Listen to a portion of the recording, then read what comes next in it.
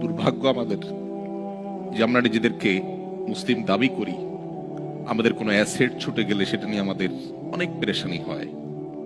কিন্তু আমার ঈমান দুর্বল হয়ে যাচ্ছে কিনা, আমি কুফরের কাছাকাছি চলে যাচ্ছি কিনা, আমার ইসলাম দুর্বল হয়ে পড়ছে কিনা, সেটা নিয়ে আমাদের তেমন কোনো পেরেশানি হয় না।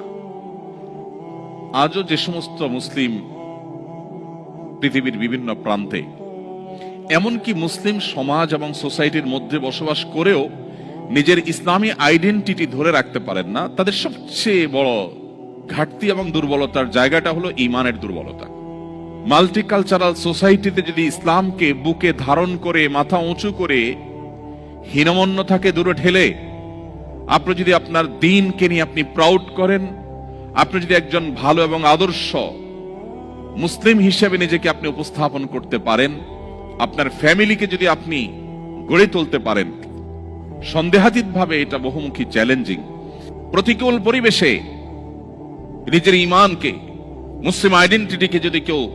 উঁচু করে সেটাকে নিরাপদ রাখতে পারে, তার আঁচলকে বাঁচাবার জন্য সে যদি সংগ্রাম করে টিকে থাকতে পারে,